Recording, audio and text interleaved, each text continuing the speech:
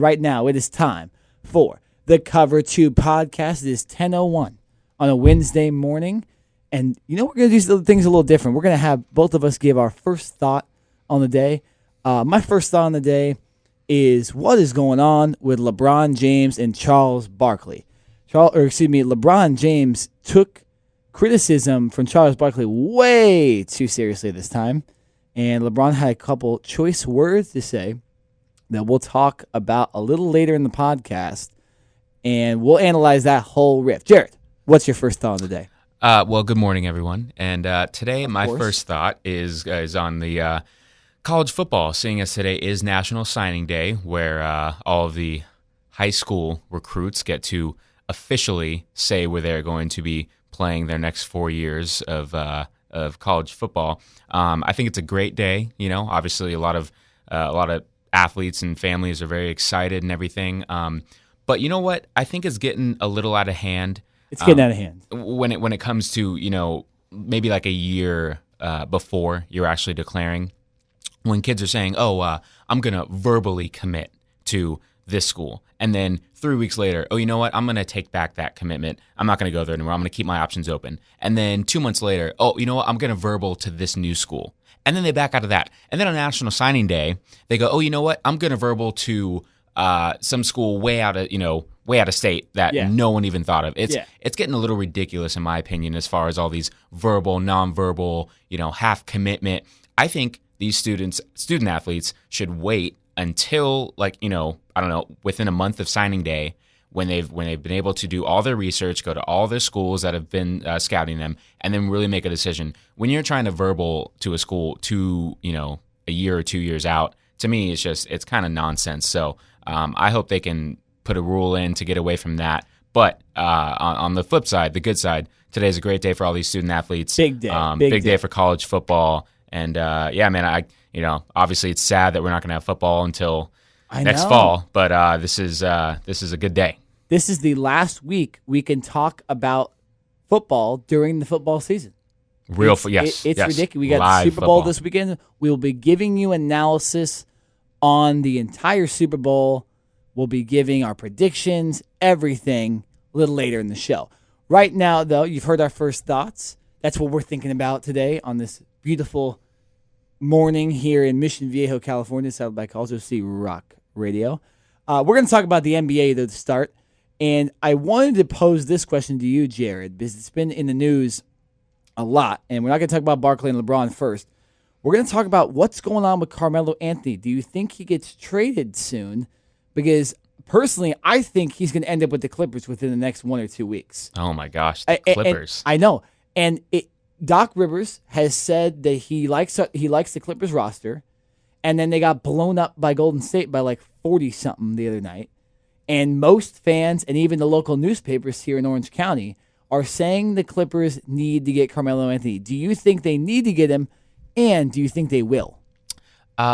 First of all, to go to the very, very first question, I think the Knicks need to do something with Carmelo. They need to get him out of there. It's just it hasn't worked. From the time they traded for him when he was with Denver to now, he hasn't produced like the superstar that the Knicks thought he could be. He has been able to score at will pretty much whenever he wants, but he hasn't made the team better. I don't believe that he has been had that LeBron type of influence where he's able to get other players involved and make the team better and elevate the team from just a 5th or 6th seed in the East to contending for championships every year. Because I'm sorry, but the East is pretty damn. I don't know. I would say the West is a lot better. The East sucks. Yeah. No, you don't have to mince your words. Okay. It's really the Celtics. It's pretty damn bad. And the Raptors. Yes. That's it. And the Cavs. It's very easy to make the playoffs in the East, but the Knicks. When was the last time the Knicks were in the the semifinals or? I can't even remember. It's been a little while. It's obviously not too long, but it's like they didn't make an impact, obviously, in the playoffs. No. So I feel like the 76ers have made more of an impact on the playoffs than the Knicks have in the last 10 years. They have. I mean, the 76ers this year are actually not a bad team. Joel Embiid is looking like he's one of the best centers in the game. As long as he can stay healthy. Hopefully, I hope he can stay healthy because he's gone through enough rehab and enough years of not playing that it's great to have the Sixers back as one of the more talked about teams in the association. And going back to your Clippers talk, wow, that would be they're trying to form their own big three over there. And they already have big three, but they would be getting a big four. But the interesting thing about the trade would be is that the Clippers said they're not going to trade their original big three right now: DeAndre Jordan, Blake Griffin, Chris Paul. Yes, so they'd be or JJ Redick. So they would be trading someone like Austin Rivers and Jamal Crawford just for cap space. Nope. If I'm the Knicks, there's no way. Of course, absolutely not. You're getting the old Jamal Crawford, and you're getting a subpar Austin Rivers. I mean, I feel like the only reason he's played good on the Clippers so far is because his dad's the coach. True. So I wouldn't take that trade, but you did mention the Knicks need to do something with Carmelo. Do you think they just suck it up and go, we need to get this guy off our team? Let's at least just get some players that will enjoy playing for the team. No, not at all. I'm not. Listen, money is always going to be a factor, but you don't just let him go just because. I put him on the trading block, and I would here are my demands to every single team in the league who wants to take a look. Here are my demands. This is what we're looking for. If you think you can get close to that or you can match what we're looking for, great. Let's talk. If not, don't even bother calling. I don't want to hear it. So for the Clippers, if they say they're not giving up DeAndre Jordan, Blake Griffin, Chris Paul, or JJ Redick, if I'm the Knicks, what else are you going to get out of it? It's not like you're going to get draft picks from the Clippers. The Clippers don't have any top draft or any lottery picks. I don't even think they have draft picks. No, yeah, they don't have any lottery picks. So that trade would not make any sense to me. I mean, now say for some miracle that does happen and Carmelo does go to the Clippers, wow. I mean, the Clippers who necessarily don't need scoring when all of their players are healthy, but if you plug Carmelo in at the 3, oh my gosh. So you have Chris Paul. Well, they don't have a 3 right now either. They play Luke and Mbamute. True, to be honest. he's more of a defensive guy. He's not really a scorer. So you have Chris Paul at the point, JJ Redick at the 2. You plug in Carmelo Anthony at the 3, Blake Griffin 4, DeAndre Jordan 5.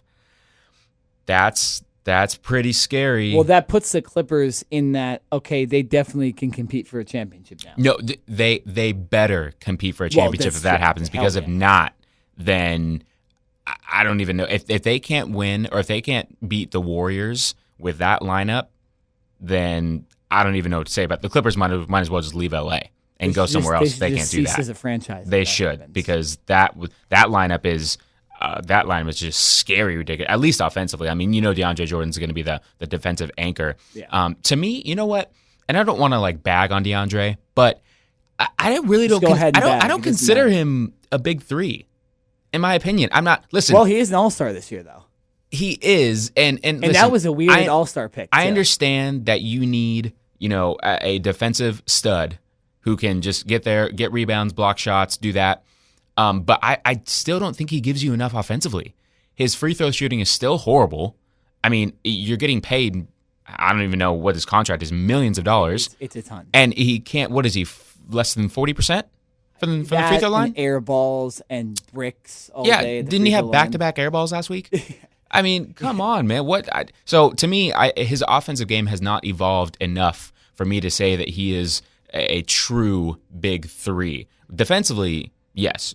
But his game as a whole definitely needs to evolve. So, if I'm Doc Rivers, I'm really taking a hard look at getting Carmelo Anthony, because really this is Carmelo's last opportunity, in my opinion, to have a chance. I mean, he's up there in age.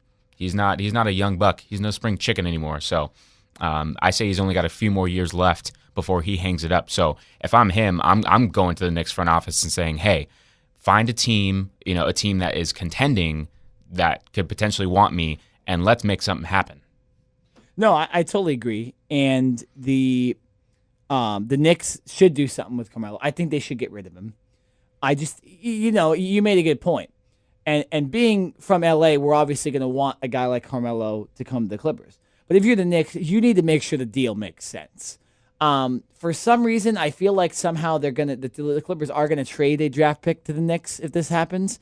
But I think if you're the Knicks and you can get some solid players in return, some younger players, I think that's the best way to do it. Obviously, the Clippers probably will not trade any of their big three.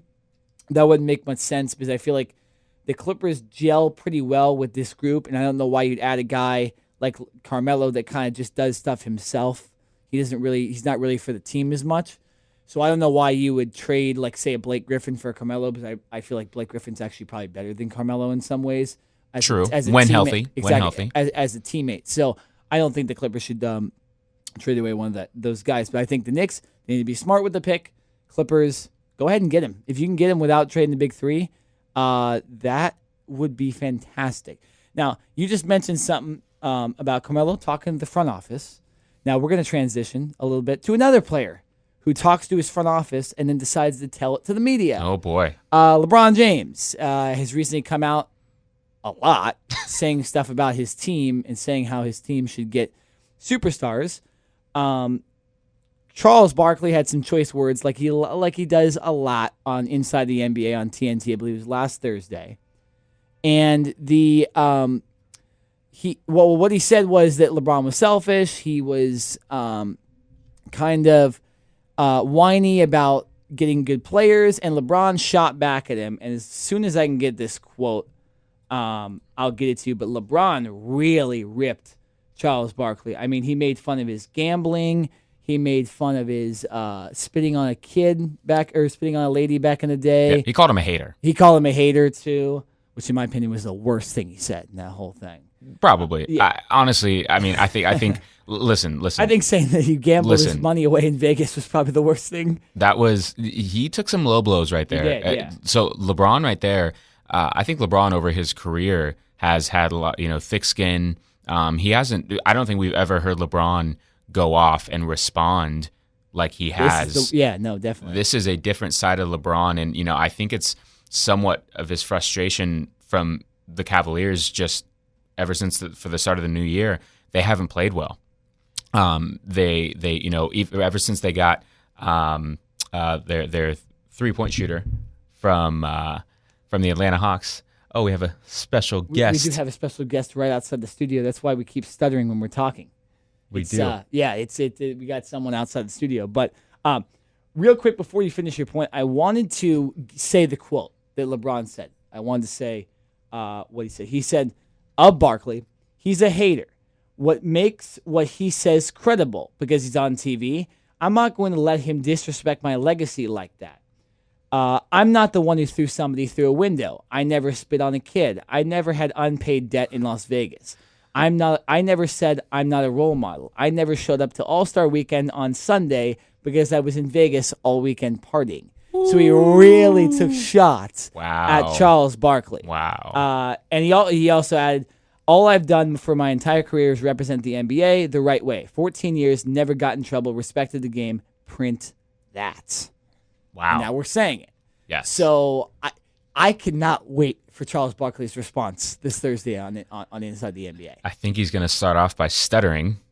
He actually did come out and he said, oh, he did? Laughingly, he said, wow, LeBron clearly did his homework. He Googled me and found some things. Yeah. So that's interesting. I didn't know he replied already. Yes. Yeah. Just a small little reply. I'm really, who's going to budge? I mean, what are we just every day? Is there going to be, new comments, new statements coming out about this? Is there really anything to this? It doesn't really matter. I know. It's more that Barkley has continued to question him. The problem is, and I've seen a lot of news and media outlets say this, what Barkley says is right in some ways, that LeBron just keeps asking for better and better things. And it's like LeBron, you can't say that to LeBron. That's the one thing that irritates him, when you act like he's just creating super teams and he doesn't work as hard as other players to get his team wins. And you can see it with these comments right here. He obviously did not appreciate what Barkley said. No, not at all. Barkley is just an old school guy. Obviously when he was in the league, there were no super teams. All the stars were on different teams, and they kept going up against each other, trying to beat one another. And there wasn't really a time. I mean, yeah, there was Karl Malone and John Stockton. But they were drafted together. True, yeah, they were. You had obviously Michael Jordan and Scottie Pippen, but there weren't these super teams of the Kevin Durant's and the Stephen Currys. There weren't those teams back then. So I think from Charles Barkley's perspective, he's saying, "Listen, LeBron, I'm really not trying to hate on you, but these are the facts, and this is how I see it. You jumped to the Miami Heat with Dwayne Wade, won a couple championships, and then you come back to Cleveland." And you want to be not only stacked this team. You do. You not only want to be the superstar and the most paid player, highest paid player. You want to be the general manager, the coach, the owner. You want everything. You want complete control. Guess what, my man? You can't have that.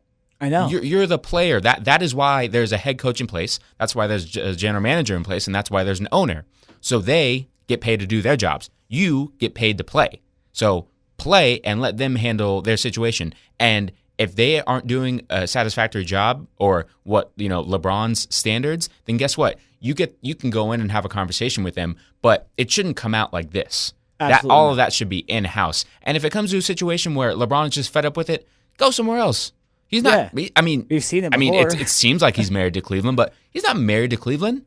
No, I can totally see when he's mentioned stuff like he wants to eventually join a super team with Carmelo and Paul, and I'm forgetting the last player involved in this.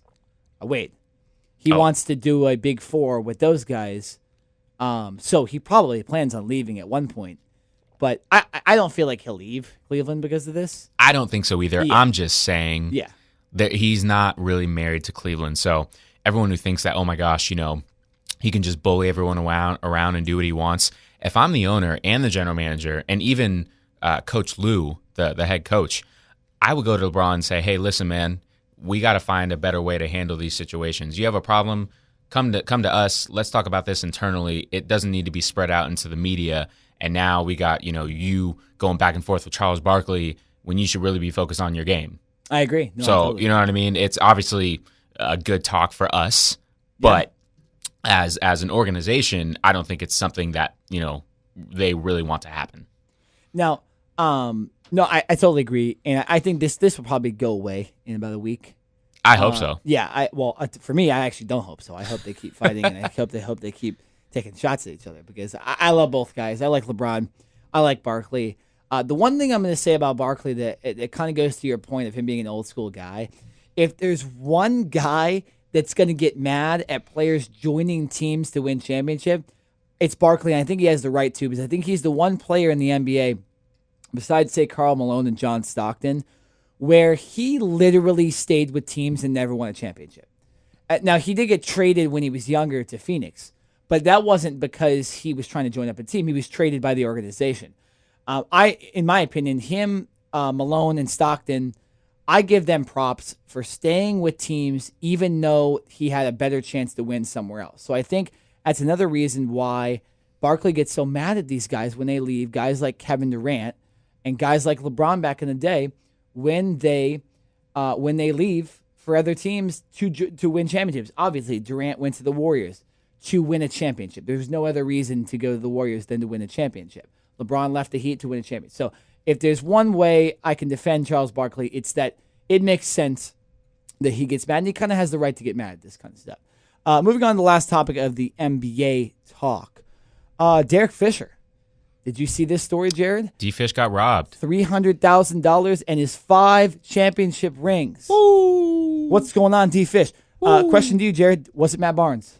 Oh, man. It could have been a little, a little back and forth. It could have been. I'm not saying it was him. Maybe he, hired someone, said, hey, go take a little jab at D-Fish.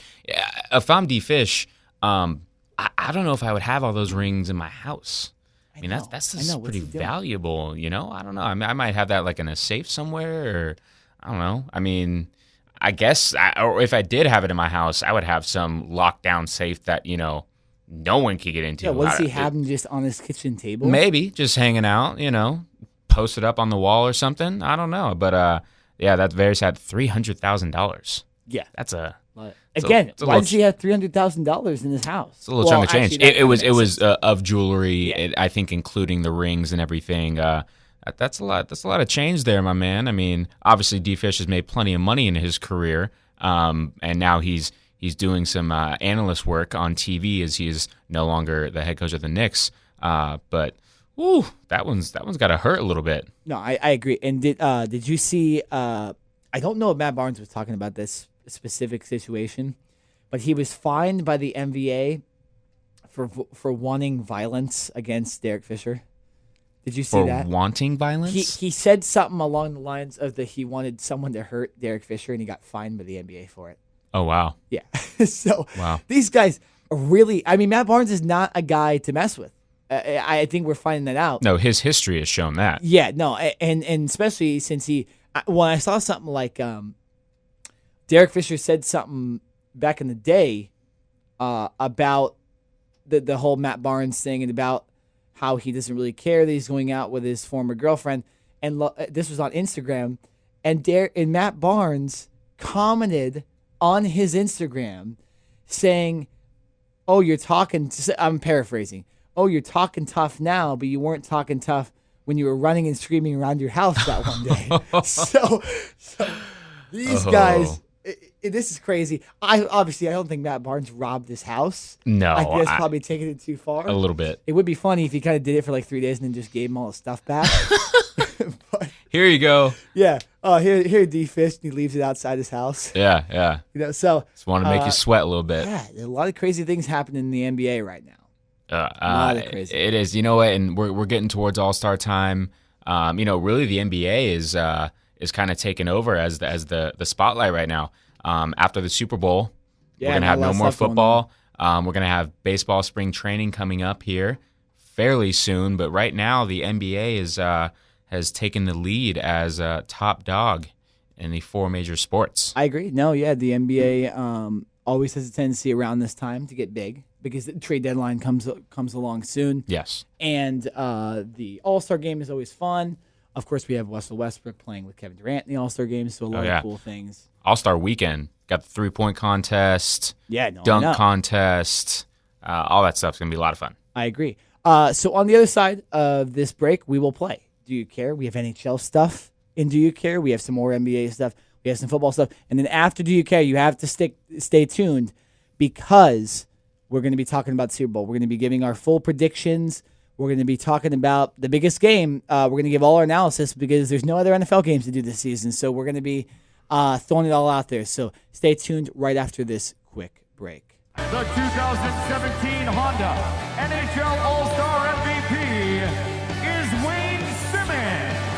And so the Metropolitan victorious in the All-Star game by a score of 4-3 in the championship. They get bragging rights. They also get some cash. USC lands Levi Jones. He is headed west. So the Westlake tandem now will be part of one of the great rivalries of college football out in LA. It's great for recognition for the program, certainly for the school. It's great publicity for the school and even the community. I told the guys today, hey, I mean, we live in a big country, man. If you're number one in anything, it's pretty cool. OC Rock Radio, that was Man in the Box by Alice in Chains. You hear that song a lot here on the podcast. Jared, it's that time. What time is it? It's time for Do You Care? Let's do it. Our favorite game on this podcast. This one's going to be an interesting one. A lot of random crap on this one. I'm going to say it that way because that's what it is. Random crap. It's not a lot of sports news today for some reason. So let's go. We're going. Jared, do you care? Your favorite team, USC, has signed 2 5-star recruits so far on National Signing Day. I do. It's been a big day for USC. After struggling to start the season, going 1-3, they had a huge turnaround, had 8 straight wins. Rose Bowl. Had that fantastic Rose Bowl win against Penn State. And I think for Coach Clay Helton, that's really kind of elevated their recruiting. And so they're starting to get those 4- and 5-star recruits like they did back when Pete Carroll was head coach. So USC's getting back on that map. Right now, they're currently ranked 7th in the National Signing Day rankings as a whole. One of their 4-star linebackers, Levi Jones, this morning when he announced for his signing day, he opened it up by having a shirt that said Florida on it. Yeah. So people thought he was going to Florida. And then he said, nope, wait a minute. Took that shirt off. He had a Florida State shirt on underneath that. Everyone was like, oh, you're going to Florida State. He's like, no, wait a minute. Took that shirt off. And he finally had a USC shirt on, put a USC cap on, and said, fight on. So he kind of trolled Florida and Florida State. He's from Austin, Texas. So he kind of went back and forth. He was all over the map. But another big sign by USC. They're having a fantastic day so far, and glad to see them back in the top 10. Nick, do you care that the NHL All-Star Game was this past weekend? I did care. I loved the NHL All-Star Game this weekend. It was the 100th anniversary, or this season is the 100th anniversary in the NHL. It was the 50th anniversary of Kings hockey, and the game was played in Staples Center. The Kings were the representative for the All-Star Game this weekend. The All-Star Game was awesome. As always, some interesting things happened. Justin Bieber played in a celebrity game, got checked by former Duck Chris Pronger in the game, checked against the boards. He scored a goal and then fell like a little boy into the boards super hard, looked bad. NHL Network kept showing it over and over again. It was hilarious. Oh, man. Another thing that happened, though, that a lot of people didn't know was when the All-Star Game, what they do with the All-Star Game is they have three different 3-on-3 games, and it's all the divisions of the NHL, Central, Pacific, Metropolitan, Atlantic, and they play each other in a 4-team tournament, a 3-on-3 tournament. They play for 20 minutes, and then eventually there's a winner at the end, and I believe it was the Atlantic team, Sidney Crosby, Alexander Ovechkin. They won. Of course they won. And Wayne Gretzky was their coach, their interim coach for that game as well. But that's not really what I want to talk about. I want to talk about the fact that when the national anthem was going to be sung, it was supposed to be Fifth Harmony. And it ended up not being Fifth Harmony because one of their singers got ill. And I say that in air quotes because how do you get ill 5 seconds before you're going to go on? But so they canceled. They said, we can't go on because apparently the other 3 girls can't sing without the other girl. At least that's what I think. So, but one of the girls that does the ice crew for the Kings, the ones that they clean off the ice in between intermissions, she came out in 5 minutes notice and sang, to be honest, a better national anthem than Fifth Harmony. Sign her up. I know. Amazing. So her name is Courtney Daniels. A little shout out for her. But it was fantastic because you didn't expect, she didn't really expect to do it at all. They found her in the back. They said, can anybody sing? She came out and did it. So, I don't know what's going on with Fifth Harmony. Really, you can't sing. I mean, I guess they're, literally Fifth Harmony. They don't have a one harmony in there. So, yeah, I'm taking shots at Fifth Harmony. Man, this, oof. All right, Nick. It's getting bad in here. Nick's getting a little heated. Jared, do you care that the NFL Referees Association is concerned about public bashing of officials? I do care, and I have one simple solution. Roger Goodell, sign up these referees full time. You've said this before. I have. I don't know how many times I have to beat the drum. It's not that hard. Goodell, let's go. Seriously, you want better referee play, then make these refs full-time referees to where in the offseason they can train, they can go, they can come together, look at film, train. They can go. There's a new potential kind of almost like a D league, like in the NBA, that the NFL is trying to, that they're trying to get started now for free agents and former players who are trying to get back in. So let them go ref those games. Let them keep their skill up. When as a person, it doesn't matter what field you go into. If you only work for 3-4 months out of the year, and then you have the rest of that time off, you're not going to be efficient at your skill. No. You're going to lose some of that skill. You need to stay consistent and keep up with that and keep learning and growing every single day. So if I'm the NFL, you want the game to be better, then sign these refs up full time. Stop being cheap. The NFL is $1 billion business. Roger Goodell made $49 million last year. I think they can give up $49 million. $49 million. I think he can give up some of that money. I don't know, playing golf somewhere in Florida right now. Yeah, no, potentially. Probably. Yeah, come on. Get your mind straight, Roger Goodell. That's what he's doing. Nick, do you care that Dabo Swinney's son is a walk-on at Clemson. No, not at all.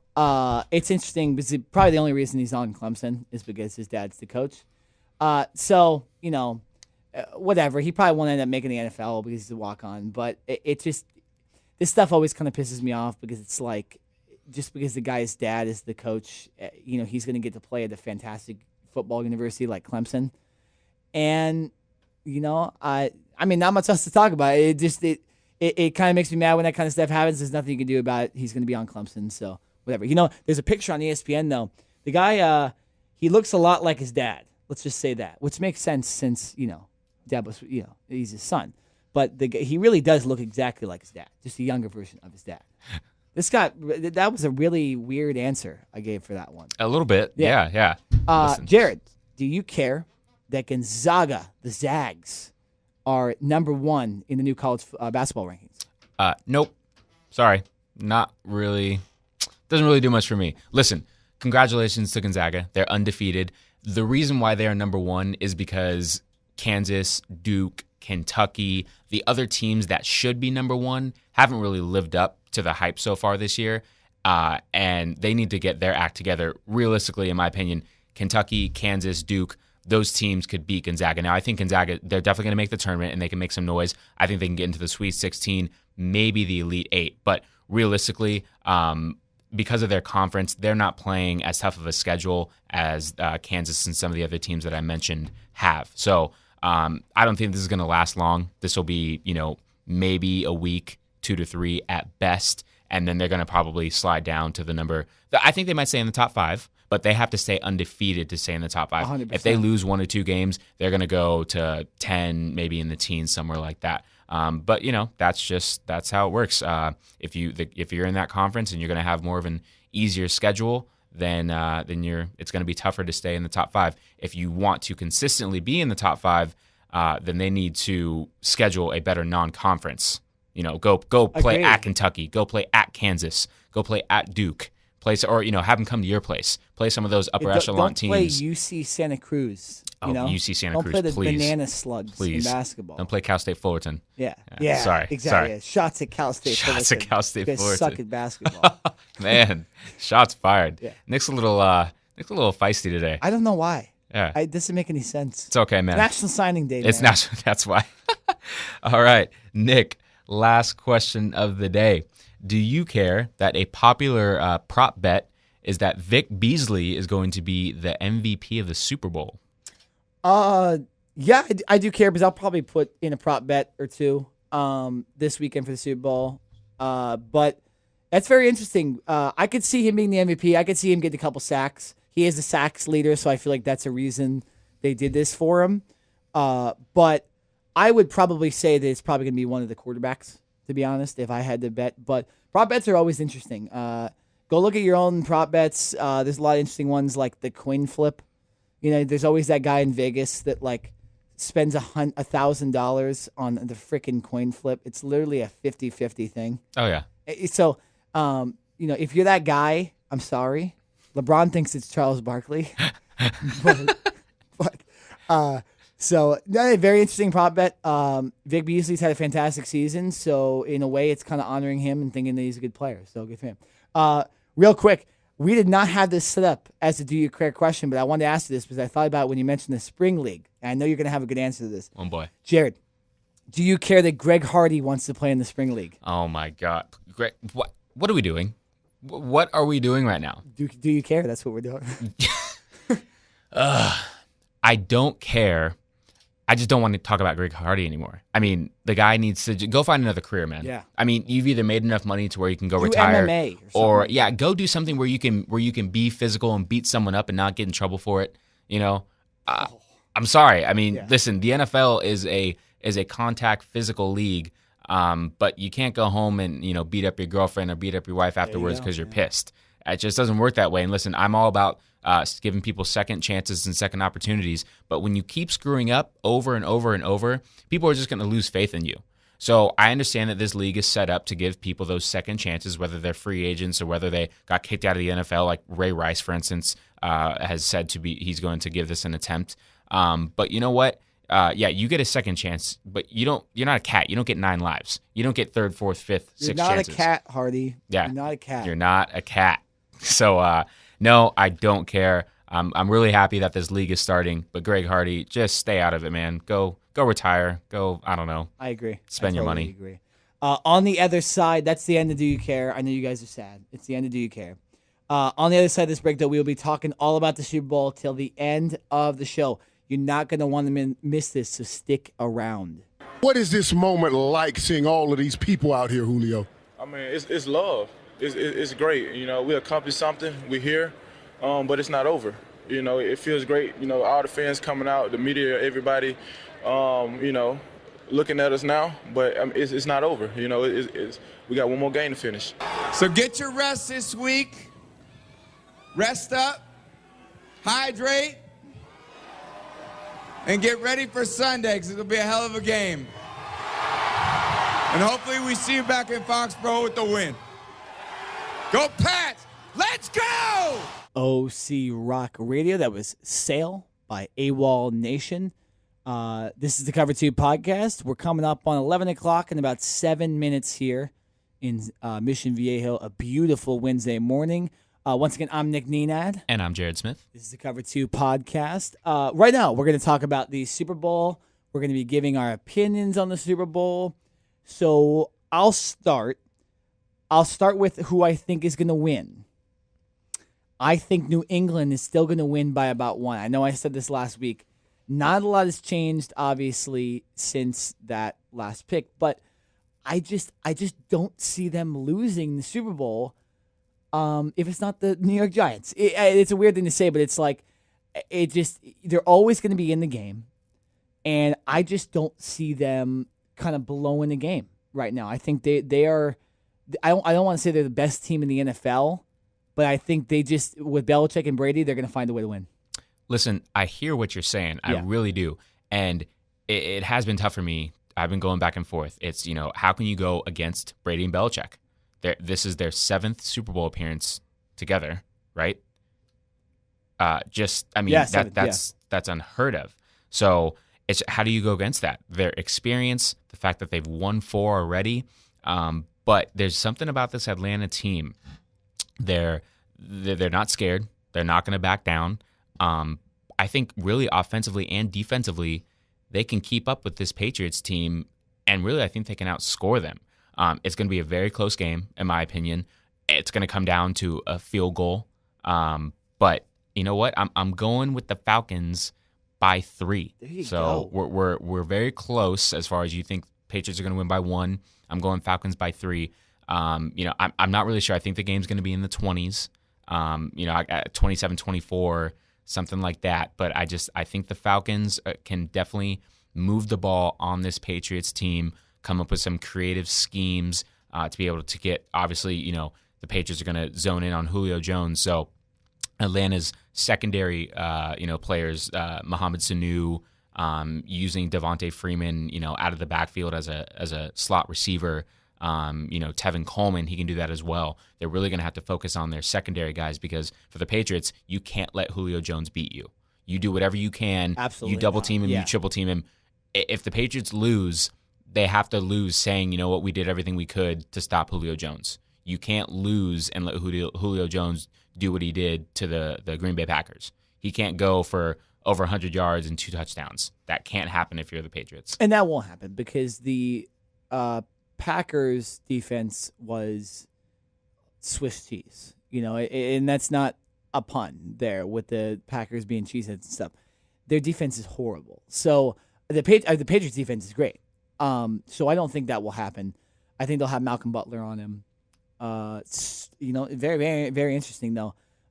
This is probably one of the harder Super Bowls to pick because Atlanta's offense really is firing on all cylinders right now. And for some reason, I feel like the Patriots are going to find a way to win. We could analyze both teams, and still, I'm not going to pick against the Patriots. I didn't think they were going to beat the Steelers either, but they torched them. There's just a different level Tom Brady and Bill Belichick get to in these big games, in these Super Bowls, that gets them the win, unless they're playing the New York Giants for some reason. So, 7th Super Bowl, I think Brady gets his 5th. I think Belichick gets his 5th. And, I think they win by 1. But what is your X factor for the game? My X factor is actually going to be Atlanta's secondary. And most people are going to say, okay, Jared, why would you pick their secondary? If we go back to 2 years ago when the Patriots were in the Super Bowl against the Seattle Seahawks, Tom Brady was really able to pick apart the Seahawks secondary, even though they had the likes of Richard Sherman, Cam Chancellor, Earl Thomas, because of their formations and the way that they use their receivers. Julian Edelman is just an all-around player. You can put him on the outside. You can put him on the inside. He can run deep routes. He runs screens. He runs slants. He does everything. Now, obviously, in that game, they had Gronkowski, and so he was a big factor. They won't this time. But they still have Michael Bennett, who's still a great tight end. So they're going to Martellus Bennett. Or Martellus Bennett. Yes, I'm sorry. So they're going to be able to they're going to come up with new formations that the Falcons probably haven't seen, and they're going to put Edelman and Bennett. They're going to put these guys into formations, and even is it Chris Hogan? Yes. Yes, they're going to put these guys who you wouldn't necessarily think can beat you one-on-one. They're going to put them in one-on-one matchups, and they're going to give them two-way go routes. They're going to give them a slant or a post. And as a defender, when you put that person in the middle, they have two ways to go. When they're on the outside, it's really only one way to go. So I think it's going to be on this Atlanta secondary to be able to stop Tom Brady. It's going to be very difficult, and I think there's going to be times where Brady's gonna, he's gonna have his throws. Brady's gonna probably throw the ball 30 to 40 times in this game easily. But with the pass rush of Vic Beasley, I think the secondary can do it. No, I agree with you. That's a good X factor pick because that's the one thing about this Falcons team that a lot of people don't know about necessarily. And you hear about the defensive line. You hear about Vic Beasley. We talked about him in the other segment. Talk about Vic Beasley. You have Tom Brady, you have Matt Ryan as its stud quarterback. You have Devontae Freeman, Tevin Coleman. You have Julio Jones. It's a very interesting offense and defense for the Falcons. And you have, of course, but the secondary you don't know a lot about. So it's a good X factor pick. My X factor is it's going to be the Patriots.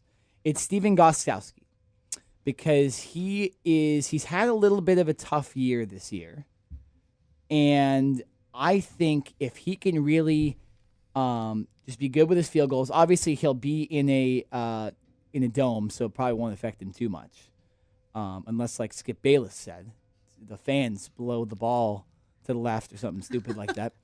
But so my X factor is going to be Steven Gostkowski, not a sexy picking the kicker, but it's going to be Gostkowski. So field goal kicking is a big deal in the NFL. It's a tough thing to do, and I think he's going to hit one at the end of the game. I'm going.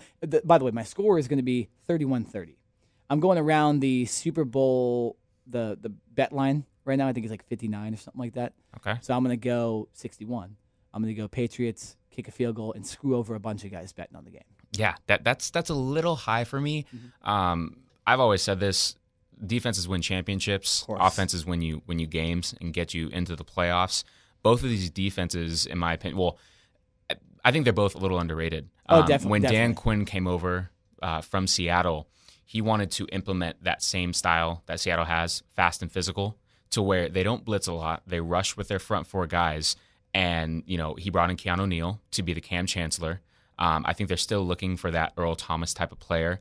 I don't know if they've exactly found him yet, but they're getting there. They're building the pieces. And as you saw against the Packers 2 weeks ago, they really were able to just shut Aaron Rodgers down, and you really rush just with those front four guys. You have Deion Jones, that just amazing rookie linebacker who's one of the very fastest good player. Yeah, one of the LSU. fastest linebackers in the league, and that's exactly what Dan Quinn wants. So they you know what? They're not flashy. They say, "Hey, listen, we're going to line up. We're going to play cover 1. We're going to play cover 3." Which cover 1 is pretty much a man defense, and cover 3 is more so a zone, and try and beat us.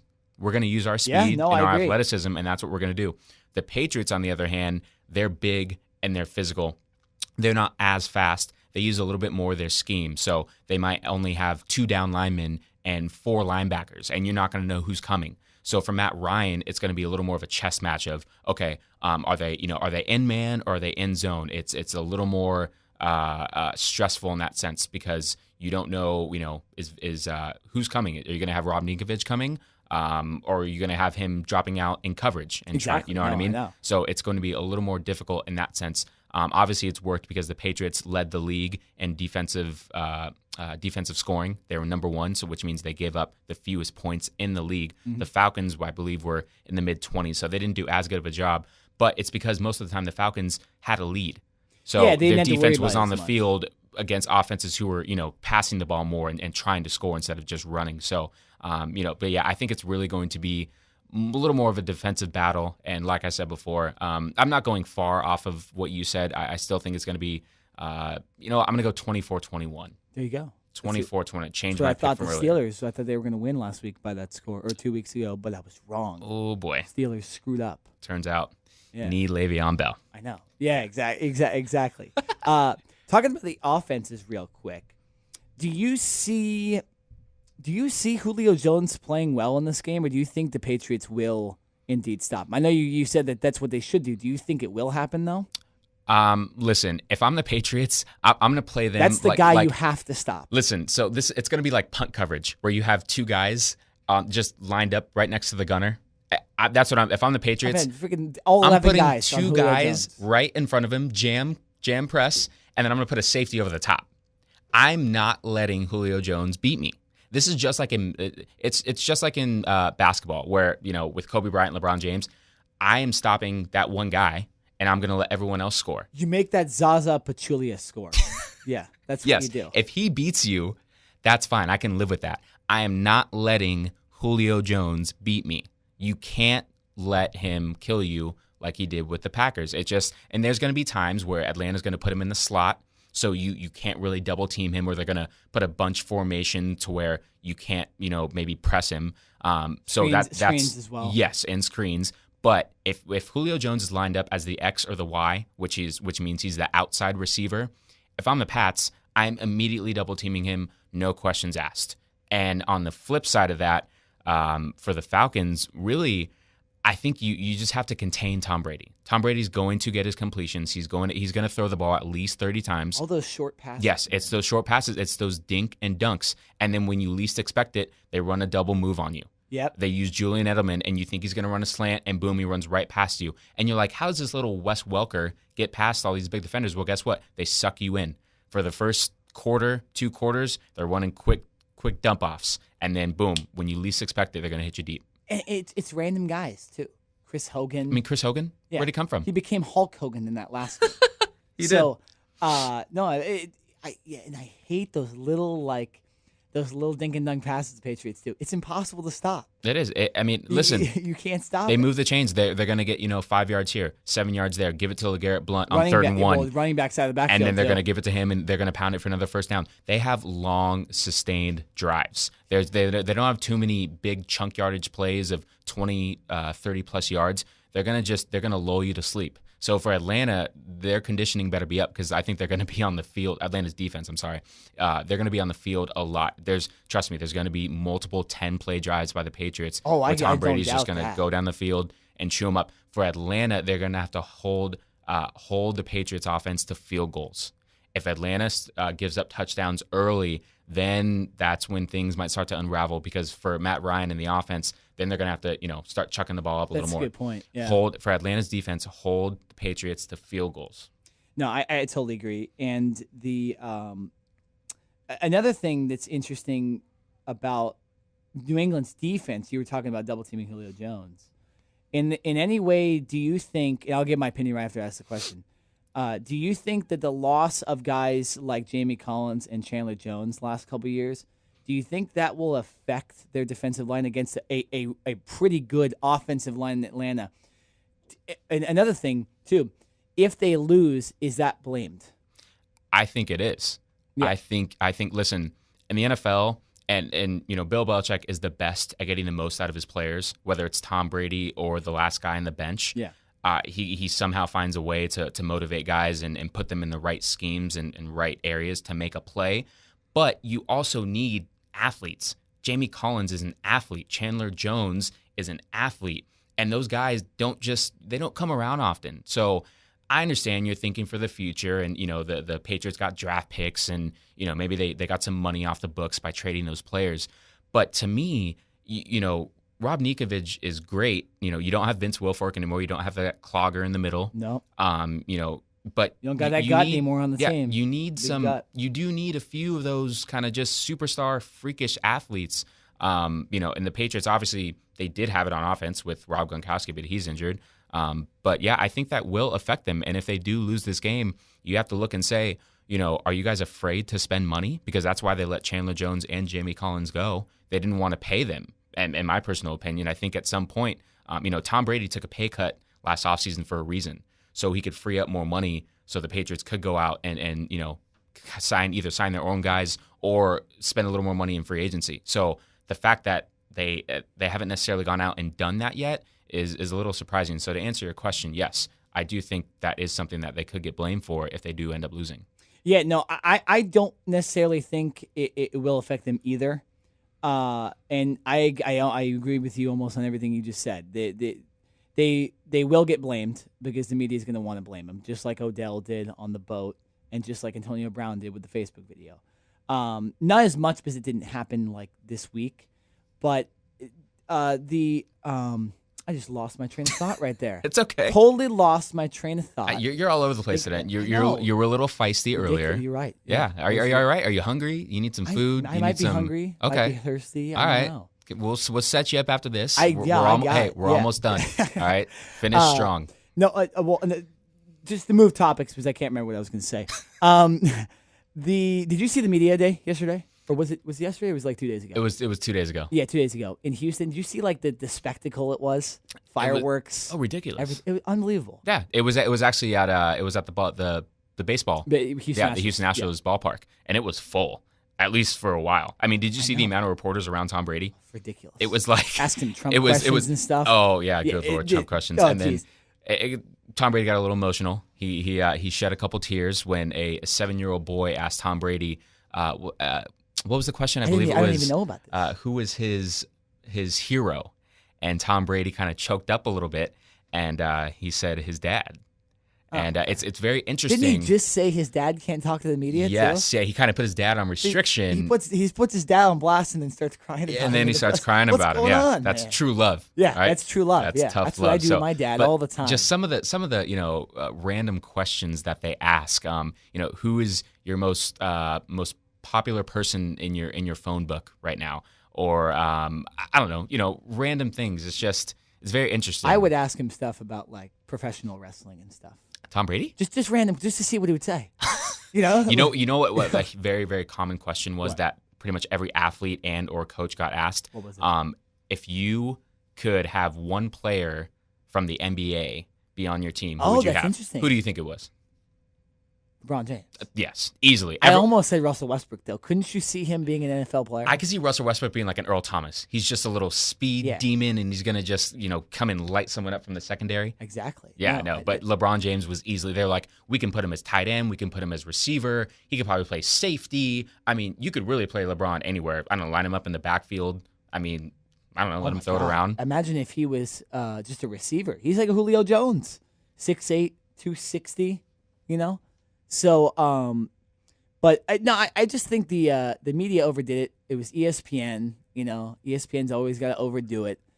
And I heard a report, or not a report, someone from the LA Times came out and said that the players talk less, the media needs to stop doing this kind of stuff.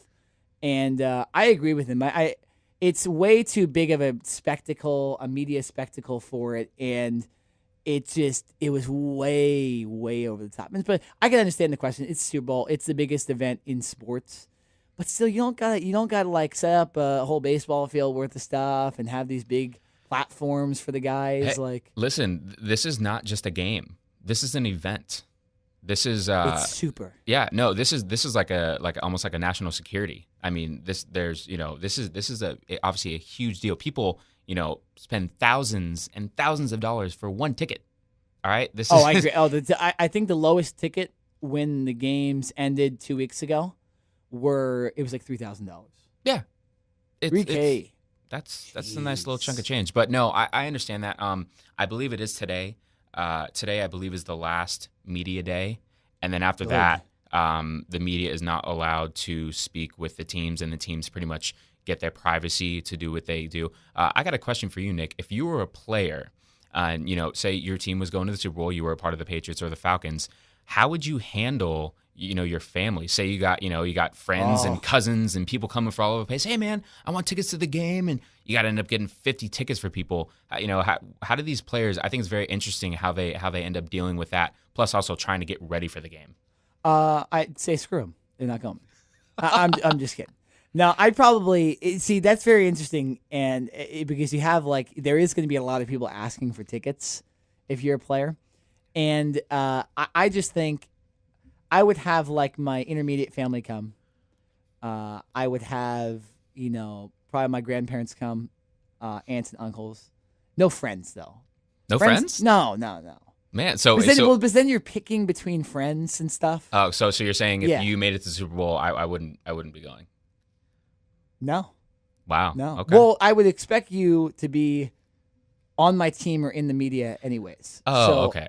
So I'd already be there. You'd already be there. Yeah, okay. Exactly. Okay, good. Want to clarify that really quick. Jared's very famous, so he'd just be there. Apparently, I didn't know that, but all right. Well, here, I'm going to turn tables on you. Who would you invite?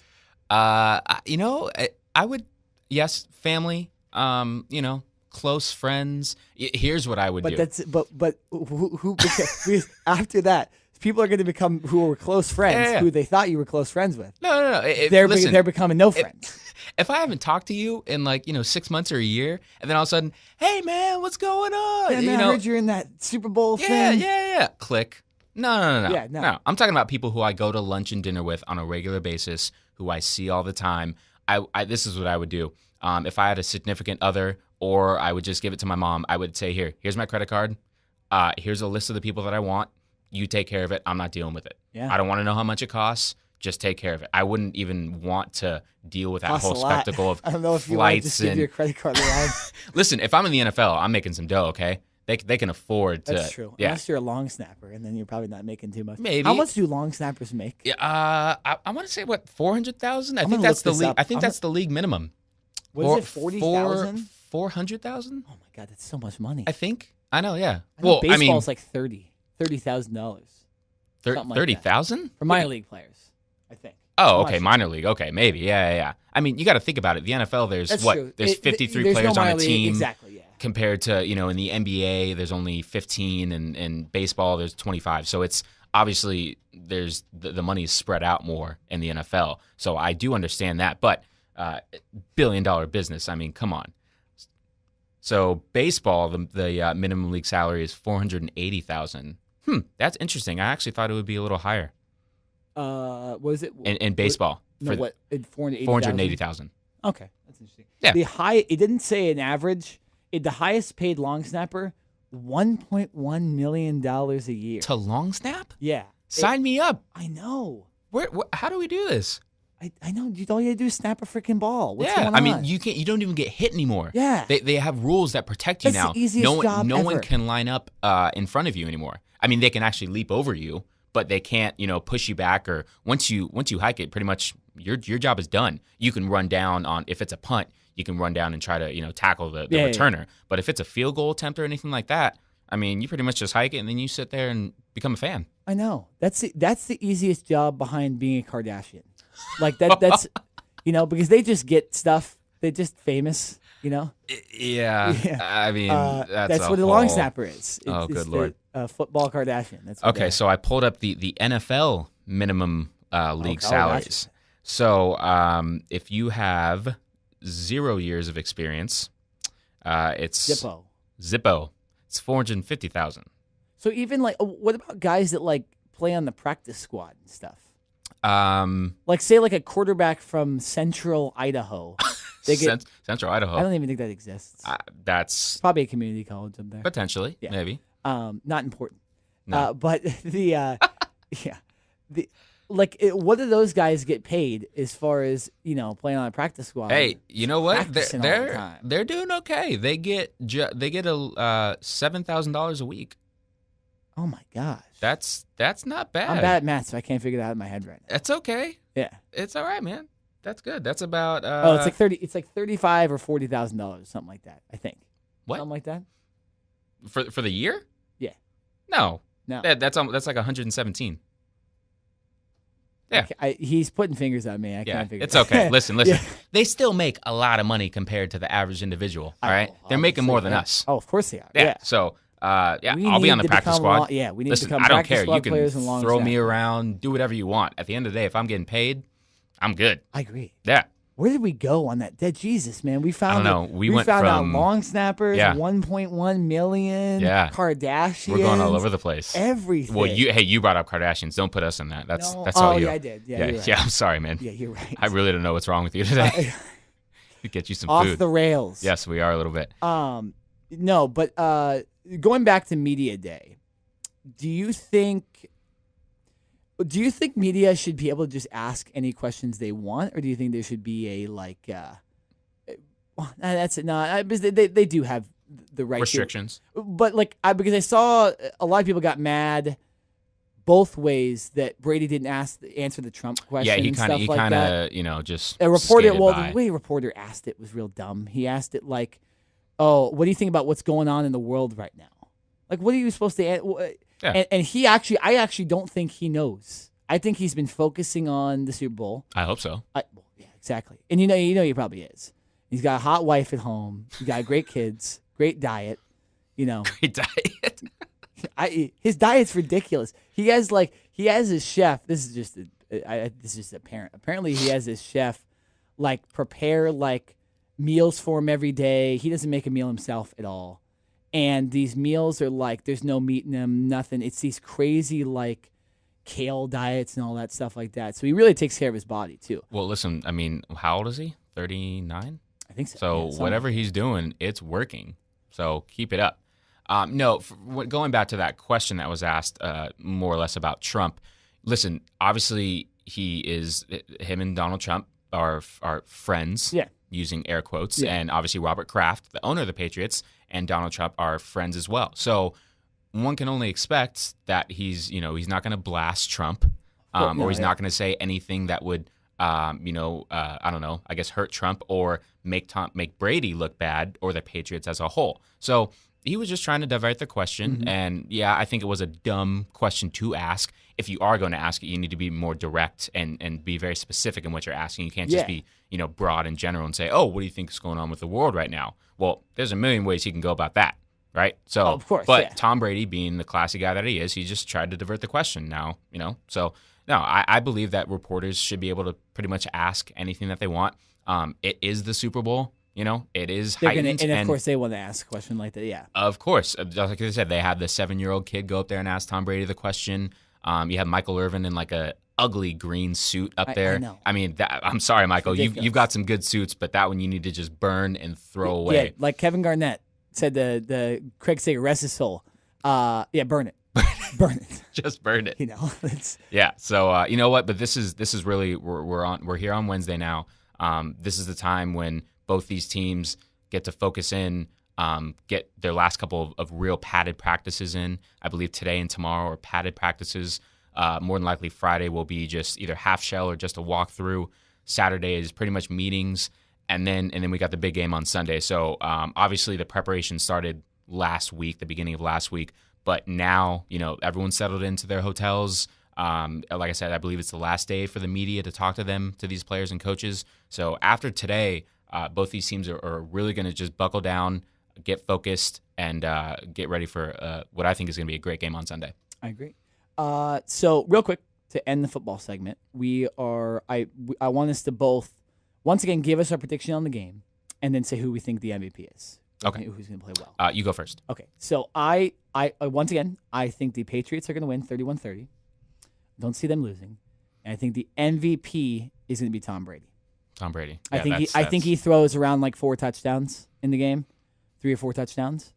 And so I think he's going to be the MVP. Goodell's going to have to give him not only the Lombardi trophy, but the MVP trophy as well. Oh, that would be. Yeah. It's almost like I want it to happen. Yeah. So you know, in that instance, I would love to see that. Goodell came out and said it would be an honor to give Tom Brady the trophy. He dodged. He was on Cowherd's show. And he dodged every question they kind of asked of course. about Brady. Of course he did. Yeah. Just sitting there making his Roger Goodell. He's making his $49 million a year. Yeah. Just please. I, once again, am going with the Falcons 24-21. I'm going with Devontae Freeman as the MVP. I believe out of the backfield. Oh, I like that pick. Out of the backfield and kind of putting him in the slot, giving him, 4 to 5 passes.